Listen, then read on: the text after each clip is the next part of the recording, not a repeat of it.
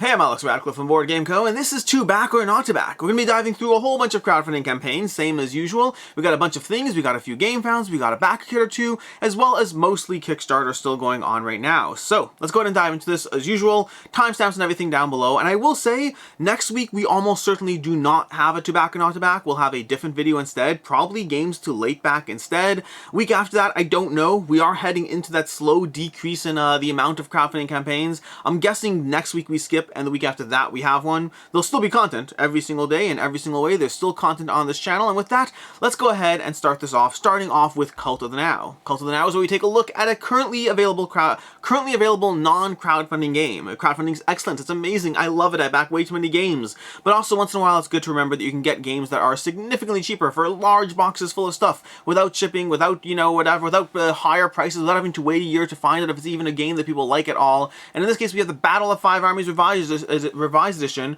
currently a deal of the day over at Game Nerds for the first 2 hours or so of this video. But for $55 for Battle of Five Armies, a well-rated game, the follow-up, the standalone version of War of the Ring, very well loved, very well loved in general, and just available for $55 for a box that on Kickstarter would run you $85 with no reviews and no one caring about it a year down the road. Again, I love crowdfunding. I'm just pointing out that it's not always the best place to spend your money. And with that, we're going to start off the bat with board game adjacent, starting off over on Backkit with Forged Adventure Series 1 Relaunch. Relaunch? It says relaunch. Was this a launch at some point? I guess this might have been a launch at some point. I just missed that part. But we have the launch, or the relaunch, or one of those things. This is going to be a bunch of miniatures as well as some RPG content, as well as RPG content specifically around the miniatures. This was a line of 3D printed STLs you can buy, and now they're going to go ahead and offer them directly for actually just buying yourself. You can buy full-on sets, you can buy individual miniatures, lots of add-ons and optional buys and various pledges. The pledges over here, the options are going to run you $120 for the full Forge Adventure box, and then a bunch of other options for various amount of miniatures, as well as, like I said already, additional add-on miniatures for around $3 a piece or whatever it is. If this is your jam, they're very cool looking. That's all I can say. They look very cool. That dragon in particular looks very solid, but that's Forged in Forged Adventure Series 1 Relaunch. From there we move on to the not yet funded category. We only have one over here in the cancelled and not yet funding, or in this case it's just not yet funding. But we have the Thinning Veil. 1 to 4 player cooperative adventure game and dungeon crawler. Thinning Veil, I've been seeing ads on this for a while. We have 420 backers. We have $55,000 raised, which is really not bad, but they're looking for $170,000, and it doesn't look like they've brought in enough interest. Currently where the campaign is right now, this is falling into the cancellation and relaunch territory. We'll see, but it is falling into that general zone, just where they are with when they launched. It could fund, but it's going to be a slow crawl to get there, and I'm not confident. This one, Triskelion Games, is going to be £120 for the base pledge, or £165 for the full all-in pledge over there. I don't know if it's all-in, but the larger pledge that they have right now. This is a dungeon crawler. As usual with dungeon crawlers, the question is always, how do you stand out? What's different? And I don't think between the price point and the selling of what's going on here, this game looks great. The art looks great. The box pulls you in. Again, they're doing well. $55,000 is nothing. It's not a small amount of money to be raised, but at the end of the day, they haven't fully compelled people enough with this. The miniatures look very solid. If you look at these, got some very solid miniatures going on here. Overall, looks good. I just don't know if it looks good enough to pull people in, at least not yet.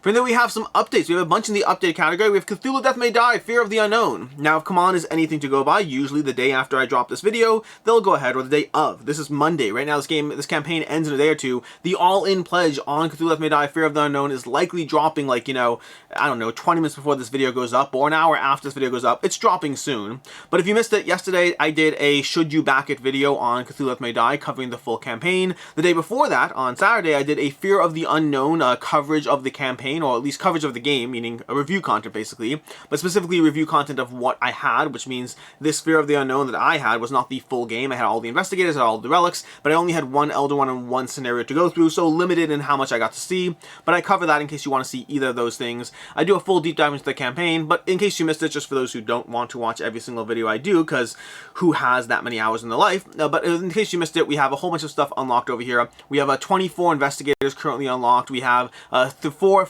lost episodes currently unlocked. This is all more than the original campaign did. We have some monsters unlocked. We have all those fun things. We have a bunch of optional buys from Ithaquah the Windwalker, as well as the big one is the Season 4 expansion over here. Season 4 expansion bringing you more Elder Ones, more episodes, more investigators, more relics, more of basically everything you want to see in the game in the $65 Season 4 expansion. Additionally, we have the Animal Allies pack. You don't want to miss that if you like the relics. They're basically a bunch of animal allies that they count as relic cards. They're going to replace your relic effectively, so you get randomly distributed relics that could be a regular relic, or it could be an animal ally relic that comes with its own little miniature that, yes, will convert as the relics upgrade as you go through this. So that's basically it. We also got the Frost Dice upgraded, the Frost Dice option. I mentioned during my video that I definitely wanted to see these because my original Cthulhu Death May Die campaign, I made the mistake of getting one set of Frost Dice, and when I play this game, I want every player to have their own set of Frost Dice, so I'll be buying like another 2 or 3 sets. I rarely ever play the game with 4. When I play it with 4, we can have one player having the bad dice. It's not going to be me though. But yeah, I need to buy some sets of Frost Dice along with this campaign. And that's what we have as far as Cthulhu Death May Die. Everything here will hold its value, everything's all there. This is the last update on the campaign because, well, it ends very shortly and I won't have more videos on the campaign before it does end. From there we move to 20 strong. No major updates here. This is going to be ending shortly, and I just wanted you to know that, in case you weren't paying attention, oh, what's this? We got a promo. Wait 1 second. We got to go to the updates properly. I'm sorry. We have, no, I got to look at this. Okay, so in case you're wondering why we have art here that looks like Manny Tremblay's art, like Manny Tremblay from Dice Throne fame, that's because of the fact that Manny Tremblay, the reason I came here is to show you the actual 20 strong update over here, where they basically said, hey, by the way, in case you missed it, we have, you know, some options. Let's see, the future of 20 strong. Some exciting news about the future of 20 strong. Specifically, Manny Tremblay signed up to do a set of 20 strong decks. They're going to have Tanglewoods Red, Tanglewoods White, and Tanglewoods Gold. 3 different Tanglewoods decks with the art of Manny Tremblay, with the system of 20 strong, as well as some promo cards and things like that to show you what the system is already. And that goes back to the promo we have right now, which is we're seeing a unlocked promo for Tink over here, which, again, the art looks amazing. This is Manny Tremblay. His art is amazing. But yeah, that's 20 strong. In case you missed it, the system is still here. $65 for the all-in currently. But this is a system that they plan on developing and growing with multiple decks to continue to just expand the universe. So you could eventually have a giant box full of cheap, accessible decks that the sum of all its parts is not cheap and accessible. But each individual one is, so there's that. From there we have Destinies. Destinies, Witchwood, and expansion and reprint. No major update here. There's just, again, the announcement is ending shortly in case you want to check it out. But basically, Destinies, Witchwood, the updates across the course of the campaign, as well as the past several updates, have been showing you the various expansions you can get and how they add to the game, in case you want to check more of that out. They have a full recap of everything in that last update, so more of a reminder that this is currently ending shortly, and you can check out all the expansion content and the various things that they add by going through the updates over there. And then lastly, in the update category, we have Oathsworn Into the Deepwood 2nd edition over here. This is ending in 8 days, which means normally I could do an update next week, but like I said already, I'm pretty sure there's not going to be a 2-back or an on-to-back next week, which means doing an update next week would be its own dedicated video, and I'm not doing that. But Oathsworn Into the Deepwood, which honestly should have gotten its own Should You Back video, but the short version is, yes, sort of. It's going to hold its value, all those things are fine, but do you need 4 boxes of goodness? Probably not. That's more of a question for you. Honestly, Slay the Spire and Oathsworn and all these things should have all gotten their own dedicated Should You Back videos. I really should bring back the series. Like, if a campaign has over 10,000 backers, it should get a Should You Back video. Like, it really should. Maybe I'll start doing that. I'll find time. I have time. You don't have time to watch it, but I'll have time to film it. In any case, going back to Oathsworn Into the Deepwood, why are we talking about it today? Well, first of all, $2.5 million raised. This will likely cross $3 million, maybe even 3.5 by the time the campaign is done. Let's go with a nice solid guess of 3.42. Okay, 3.42 by the time it's done. And the reason I'm talking about it today, in case you're wondering, is No Pun Included put out a review of the game, and they loved it. They loved it. I'd go with the whole spoilers thing, but in case you don't watch it, I do want you to know they loved it. They loved the game overall. They had complaints, critiques, which makes sense because No Pun Included has historically been against certain things that don't always bother me. Things like, you know, the amount of boxes there. Like, I will caution, do you need all the boxes? No, you probably can get the standee version just fine, but No Pun Included doesn't love having too many boxes. They don't like some other aspects of different types of games that are very often associated with Kickstarter or campaign bloat in different ways, and I totally respect where they're coming from, but despite all that, they loved Oathsworn. They thought it was incredibly well done, incredibly compelling. So they had complaints, they had critiques, but they loved the system, and they're very, very positive about Oathsworn Into the Deepwood. And so I recommend. I mean, again, there's plenty of people who like this game, plenty of people who enjoy this. I also recommend, in case you're being compelled by anything I'm saying here, I also recommend checking out Board Game Ramblings. They were more meh on Oathsworn Into the Deepwood, and that's important because when you're watching a hype train full of content creators go over how much they love a game, it's also important to see those that didn't love it quite as much. So you can check that out. I might have one more video on Oathsworn Into the Deepwood before the campaign is over.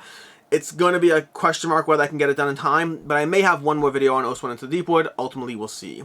Moving on to Alhambra the Red Palace. This is where you start moving into the new campaign, starting off with Alhambra the Red Palace and Queen Games. More specifically, Alhambra the Red Palace is a new version of Alhambra, a new version that is compatible with most of the expansions that currently exist. This basically takes the Alhambra system and slightly flips it on its head in the way it's done, in the sense that rather than having, if you know Alhambra this will make sense, if you don't know Alhambra it won't make sense, but rather than having building tiles that match a certain currency and color, they have building tiles with holes in it, at which point you flip over and decide what color building goes in there, so it's kind of auto-generating effectively the combination of cost and color as you go through it. Additionally, there's going to be other aspects as well, different modules that will mix in and play in off of that. Things like wanting certain building types adjacent to it, wanting different types of buildings in rows and columns, all these little modules you can add, the various guards, different expansion modules. You get all of those with the pledges over here. If you go to the Red Palace Kickstarter edition, includes 3 expansions. The 3 Red Palace expansions over there, we have the camps, we have the bazaars, and we have the Medina. I don't actually know how to pronounce that one. It's one of those 2 words, almost certainly, or it's Medina. There's 14 ways I can mispronounce this. It's all good. Then from there we have $99 for the various early bird bundle, and $130, and $150, and $200, and I'm not going to try breaking those down for 2 reasons. First of all, is across this whole campaign we have 423 backers. That's not a ton of backers per pledge level, so I'm not going to try to break down every single option. The second is that, as much as I like Alhambra, and I do like Alhambra, Queen Games has managed to do a lot in terms of putting out so much Alhambra content over the years that I've lost track of just how many different ways and configurations there are. There's the family box, there's the big box, there's a super big box, there's a super mega lucky big box. That's actually a different game at this point, but the super mega lucky big box designer edition, there's the one with their acrylic tower and the one without their acrylic tower.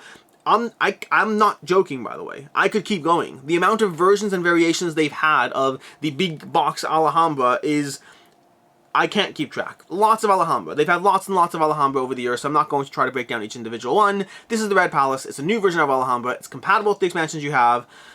Get it if you want. It comes with a nice little tower for all the tiles. And that's Alhambra from the Red Palace from Queen Games.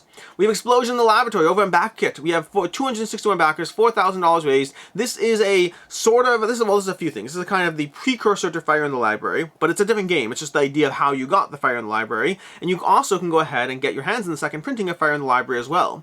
This is coming to you from Weird Giraffe Games with 11 days left. And Explosion in the Laboratory is basically a game of trying to do chemical, thingamajiggies and hopefully not having things explode. Initially, things are going to be pretty safe, but as the game develops, it's going to be more and more likely that things go boom in your face, at which point that's how you get the Fire in the Laboratory.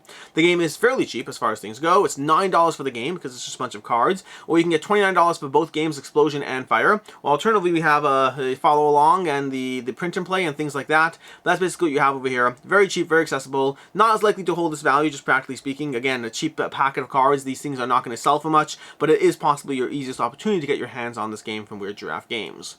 Then we have Roleplay Adventures Reprint and New Expansion. 3,000 backers, or 2,887 backers. Now the numbers changed. 2,899 backers, $212,000 raised, 11 days to go. This is the expansion and reprint to Roleplay Adventures. Roleplay Adventures did incredibly well on Kickstarter the first time around, and then since then it's been very much in and out of print and having a hard time for people to get their hands on the game. It is not a cheap game, not by any means. It's going to run you $55 just for the expansion over there. It's going to run you $80 if you want the expansion and the graphic novel, which is basically a set of 4 stories in the role player universe, or we have $130 for the base game, or $185 for the base game and expansion, or $225 for the champion, the base game, and both expansions, or $250 for the all-in. So what do those things mean? Well, the both expansions is going to be Nephris' Judgment. Supposedly Nephris' Judgment has not really been available outside the initial Kickstarter, so if you got your hands on the initial Kickstarter, then you got Roleplay Adventures, or maybe you got Nephris' Judgment. But if you didn't get Nephris' Judgment, then you kind of were out of luck on that one. This is where they have this little availability clause of the fact that it's just been sold out regularly and hard to get your hands in it, and Nephris' Judgment never hit distribution, so you might want to factor in trying to get your hands on those. And Gulpax's Secret is going to be 7 new campaign adventures in this universe. If you're choosing between Nephris' Judgment or Gulpax's Secret, I highly recommend Gulpax's Secret. I think that will give you much more bang for your buck in terms of the playability. Nephris' Judgment gives you a ton of backstory content, and I like the backstory content, I do, but it's not as integrated into the story that you're weaving, and to that end, I think it's a very solid expansion that I definitely recommend playing with if you have it, but I don't know if I feel it's a must-have expansion for the game. I like it. It's good stuff. But overall, the base game itself is where I really feel that the experience shines far more in. Roleplay Adventures is an excellent game. I highly recommend it. I have a review of Roleplay Adventures. I have a review of Gulpax's Secret. I have plenty of content for this game. Yeah, overall, really enjoyed this one. As far as should you back or should you not, will it hold its value? Short version of this one is yes. I was wrong about this one. If you look at the original Kickstarter when I covered should you back or should you not, the original campaign, I was basically like, nope, there's no real reason to get this. You can get it cheaper at retail. They're not giving you a strong reason to give it, except they then proceeded to give you a strong reason because the game wasn't available and wasn't in stock and was hard to get your hands hands on. So the Roleplay Adventures is one of those games that I was wrong about as far as my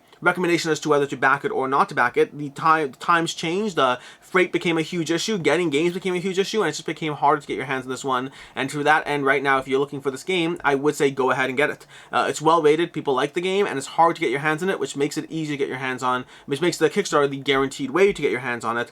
Overall, that's basically it. That's Roleplay Adventures and the expansion Gullpax's Secret. From there, we have Slay the Spire, the deck building game. This is $2.3 million raised, 17,000 backers. This is another good example of another game that absolutely should have gotten a should you back it or not. In the meantime, if you're missing out on any of these, for Slay the Spire, for Oathsworn, for Cthulhu That May Die, you can check out Chris George and his channel where he goes through Room and Board. The channel's name is Room and Board. I'll link to it down below if I remember. But Room and Board, he has videos whenever a campaign crosses $1 million. He gives you 5 reasons not to back it. Not should you back it or not. He gives you 5 reasons not to back it. I should probably watch those videos. It's been a while, actually. I haven't watched. It's been a busy week. I have not had a chance to watch his Slay the Spire, or his Oathsworn, or his Cthulhu That May Die. I probably should watch those, because I probably would disagree about, with half of his reasons. Sometimes he has good reasons. Other times I just want to disagree with him because I want to disagree with him. But either way, my point is more that if you're looking for reasons not to back it, check out Chris George's channel. He's very reasonable and very rational and very, very calm-minded and does not easily give in to the temptation of all the things. Or you can watch my channel where I like all the things. Most of the things. That's not true. I'm critical. I'm just not always critical. It depends on the game. And Slay the Spire is excellent. And Oathsworn is excellent. And Cthulhu That May Die is excellent. So they're good games. I'm sorry. If they're good games, they're good games. There's plenty of games I don't love, but these are not those games. Anyway, Slay the Spire, the board game. 17,000 backers, $2,400,000 raised, 11 days to go. This is a game that has people in 2 different camps. There's the camp of, why would I ever pay $100 plus for this game, which basically feels like a fiddlier, more expensive, fiddlier version of Slay the Spire. Why would I pay that much for this? And I don't see the point at all, in which case my answer is, you're right. You absolutely shouldn't. If you feel that way, you should not get this game. Do not back this game. Please, please, please, please don't back this game. If your initial instinct is exactly that thought, I do not think you are the target audience for this game. Or alternatively, there are the people who are like, Slay the Spire in a board game, give me all of it. I just hope it's good. In which case, you are absolutely the target audience for this game, and yes, it is good. So that's kind of the camp you're in. If you're concerned with whether the game is good or not, and whether it gives you the feeling of Slay the Spire, I can tell you confidently the answer is yes. If you're still don't really care because you fall into the camp of just thinking that Slay the Spire should be a digital game and why would you get the board game, then you are not the target audience for this game. And if you're like, I want the board game, then you are the target audience. That's where we are with this one. Past that, as far as what you get, what the game is, it's Slay the Spire, which is a video game. And this is the board game version of the video game, which is basically a card game version of a game that doesn't actually exist, that was made into a digital card game kind of situation. That's basically what's going on here. But as far as the pledge levels over here, we have a few pledge levels. We have the Slayer's Pledge for $100 over here. This is one of the big things, is people are very offended by how expensive this card game is. And honestly, I don't even disagree with you. $100 for a card game, that is absolutely expensive. What do you get out of this? Is this worth it? So we have 410 card sleeves. Okay, great. That's what, that's a $25 value, a $30 value. Now the problem is the sleeves are baked into the game because of the nature of the fact that your upgraded cards are being reversed. But still, that's definitely like a $20 value or something, and somewhere in that range, right? $20 for 400 sleeves, it seems about reasonable for custom card back sleeves. So now you're down to $80 for the rest of it. We have 730 cards. Now that is a lot of cards, to be fair. That absolutely is a lot of cards. We have 40 cubes, 100 tokens. And then of course we have the fact that it is an IP game. And ultimately I think the end result of all of that back and forth is, yes, it still feels expensive for a card game. Yes, it is a lot of fun. And yes, I think if you think that you want it, you should probably get it. If you don't think you want it, you probably shouldn't get it. See previous conversation, on this subject matter. Past that, we have the Collector's Pledge, which is going to run you $145. Now a lot of people are going to want this one. These playmats over here, they're excellent. The merchant bag and metal coins, they're excellent. I do think that the extra $45 for the playmats and the metal coins is a decent quality of life upgrade. It is not essential. For me, my rule with playmats is if they fit in the box, I want them because, I mean, I've played with these playmats. They are very nice. They're great for organizing your space. I do recommend them. But my big thing is, do they fit in the box? And they're saying the playmats fit in the box. So great. Do you need the metal coins? Yes, maybe. You don't need them. They're nice though, I'm sure. So I think overall, the extra $45, it's nice. It'll give you extra stuff. You definitely don't need that stuff, though. The core base game will give you all the content. You don't need the playmats. You don't need the deck playmat. You don't need the metal coins. So this is all nice and extra. And then for $210, you get the Meow All-In, which gives you a few things where I'm a little bit more skeptical. You get the core box. You got the collector's upgrades over here. All those things over there. All of them give you the claw pack, which gives you those 8 claw cards, which fit into the defects deck and whatnot. But then you have the playmat case and the table playmat, which for me, that's a hard pass on that one. Everyone's going to be different. Everyone's going to have their own preferences. But now you have a giant playmat that doesn't fit in the box and doesn't really improve my experience. It just gives me nice art that clutters up the play space area. And in addition, you have the beta art. You have 360 cards, including extra copies from the board game using beta art from the video game, which might be a thing you want. I don't personally care with that, so I'm going to pass on that one because, sure, I mean, it's nice to have that kind of stuff, but $210, that's like, I don't know if I care enough. I mean, I know I don't care enough about it to get all that. And that's the breakdown of the pledge levels. We have the most people seem to be going with that collector's pledge. We have 2,000 at the base pledge. We have 8,675 at the collector's pledge, and for the all-in, we have 4,000. So still a lot of people who definitely want those extras, but also I always wonder how many people click on all-in without fully checking as to what they're actually getting and do they care about those things, because usually I lean towards the all-in. In a case like this, not necessarily nearly as much.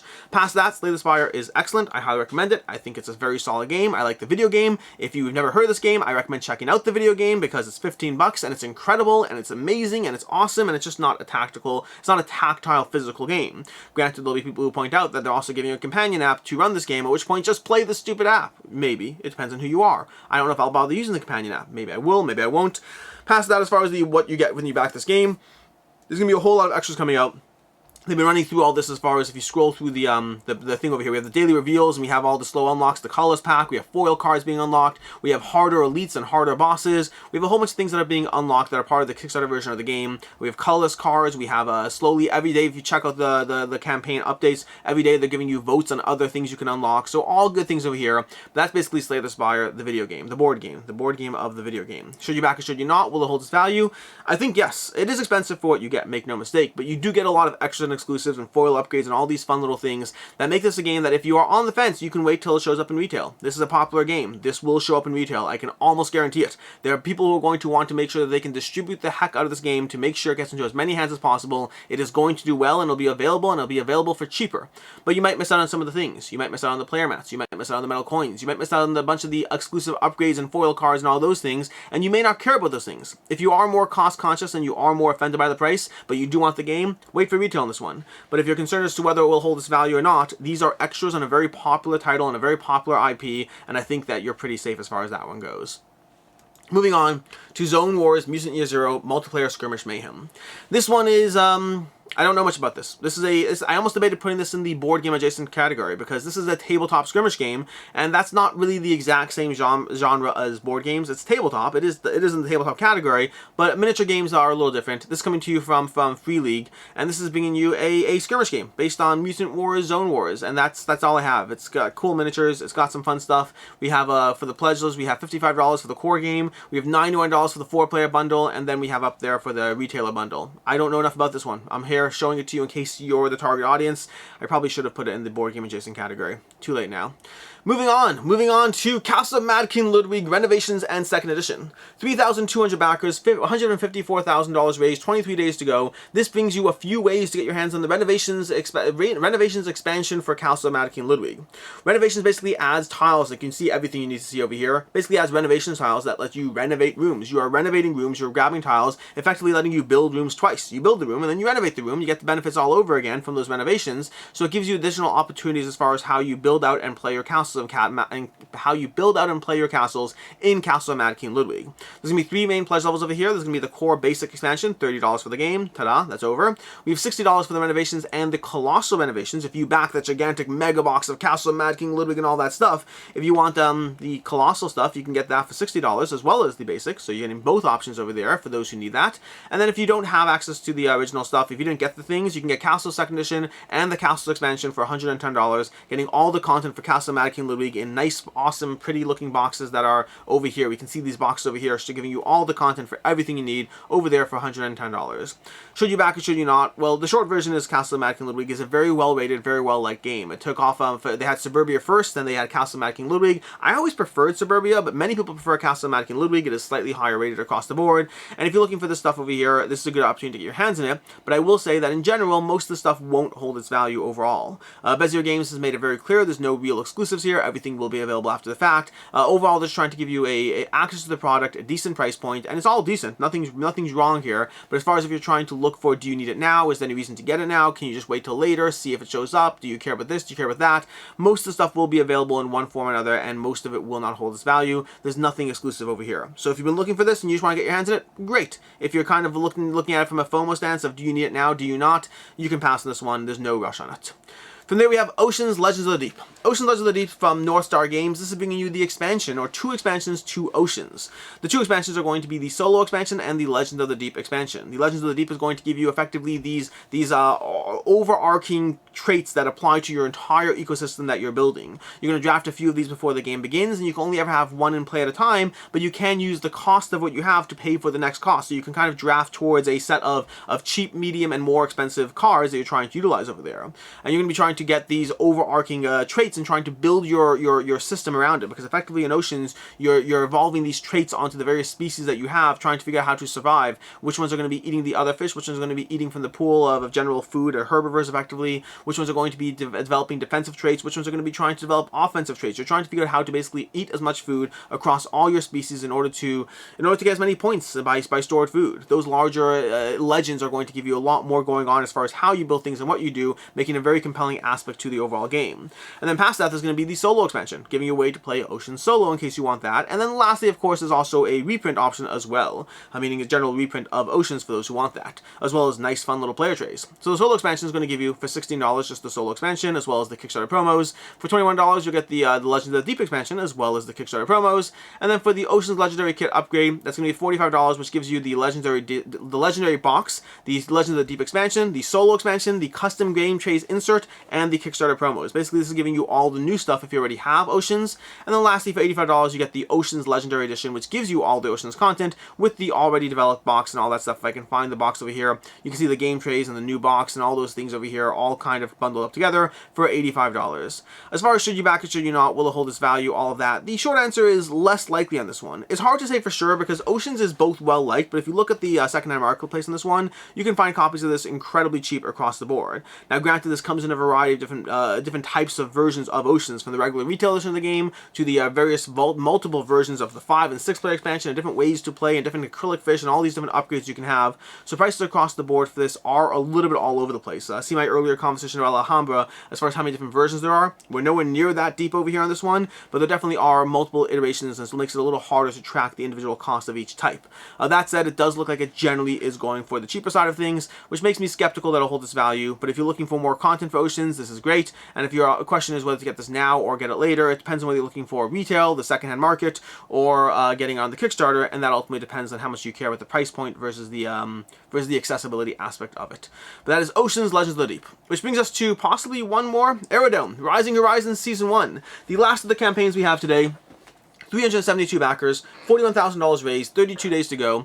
Aerodome is basically bringing you a tactical card game, a 2-player head-to-head tactical card game, which you're going to be developing these cards of these decks effectively. You're going to have these pre-built decks that you can have access to, but also you can customize your own maneuvers as you try to effectively play these cards to activate your cards in front of you and trying to figure out which set of cards to build. You're going to be developing a hand of 9 cards and trying to use those. The video does a pretty good job explaining, if you watch that, showing you how each card has their own stats in it and how you play out and use those cards is going to define what you're doing in the game. I think it's the kind of game that will work very well for people who are prepared to commit to really learning and developing the system, but might be a bit much and over the top for those who aren't as invested in it. Yes, it gives you preset decks, but that doesn't necessarily mean that if you have the variety of being able to do whatever you want in it, and you only using a preset, off the bat, the question is, are you the target audience for this one? But basically, that's what we have over here as far as Aerodome. We have the pledge levels are going to run you $35 for the Aerodome core set, and then past that, you're just getting multiple copies, or the $100 for the deluxe core set of Aerodome over here. The stretch goals are going to run you here. We have an add-on expansion, we have the squadron expansion, we have the auxiliary expansion. So going to be a bunch of these various options being included in the core box itself. So these are all very solid if they hit those, but right now it doesn't seem quite as likely that they're going to hit all those pledges, which means there's a bunch of content that is straight up being given for free as soon as you hit certain numbers that currently seem less likely to get there. As far as should you back it, should you not, the short version of this one is this one falls in the category of being a small enough print run, at least what it is right now, that you likely won't have a ton of availability in this one, which means the Kickstarter campaign might be your best and only option to get your hands in it. That said, it is one that I think is less likely to hold its value. And that brings us to everything we have over there, which brings us to as far as picks of the week. So, picks of the week, as usual, we do 2 picks of the week. We do the game that is most likely to hold its value, as well as the game that is my personal most interested pick of the week. And we're starting, we always start from the new campaigns. We're not covering any of the updates, so we're starting from Alhambra onwards. And to that end, as far as my pick of the week, that is, let's see, where are we? Pick of the week, as far as the most likely to hold its value, I'm going to go with, here, which make make sure I'm doing this right. We're going to go Slay the Spire. Slay the Spire is the one that I think is most likely to hold this value over here. Despite the fact that it is expensive for what you're getting on it, at the end of the day, it comes with exclusive content in the game that is going to be hard to get your hands on that exclusive content, and so I think this is the game that is the most likely to hold this value. Now, it also likely would be my pick of the week, but I tried to split those up when possible, and so I'm going to go with Roleplay Adventures, Gullpax's Adventure as my pick of the week. I've really been enjoying Roleplay Adventures, and I welcome the opportunity to have 7 more campaigns to continue to dive into and explore the world. They have some really interesting choices in this game. They make you really discuss and debate the ethics of any individual choices. I'm really compelled by the full Roleplay Adventures experience that I've been going through, and I'm excited for more content for this one. So this is going to be my personal interest pick of the week. And with that, the last thing to cover is going to be the upcoming campaigns. Upcoming campaigns, we're driving slowly into the dry spell here. We do still have stuff happening this next week. We still will have a 2-back or not to back at some point in the future, probably 2 weeks from now instead of next week. But upcoming campaigns, we have A Wayfarer's Tale. It's going to be a solo print and play, a solo to 4-player print and play game where you're charting islands, exploring monsters, all that kind of thing. This looks fun. The art looks great, but it's going to be a print and play experience. You have to be down with that. We also have Cope and Dying City from Holy Grail Games. This should be launching this week on Tuesday, I believe. But this is Cope and Dying City, a very solid game from Holy Grail Games. For the same designers as Encyclopedia, same company, all that. I'll have review content up for this as well if you want to check that out. And then lastly, we have Unconscious Mind from Fantasia Games. This is absolutely fantastic. I have review content for this one up already. You can check this one out. In general, people have gotten their hands on it already, and overall, a lot of people have been very happy with this one, at least from what we've seen so far. And with that, I'll go ahead and call this one a wraps. I appreciate all of you being here. Thanks so much. I'm Alex Radcliffe from Board Game Co. You can find me in any number of different places, from Twitch to Board Game Co. YouTube over here, from Instagram to Patreon, all those fun things. And until next time, and as always, I hope you have a good one.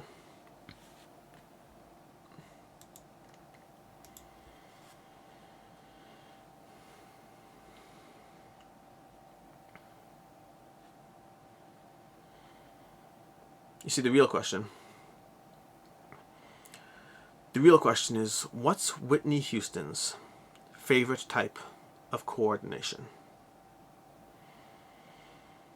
And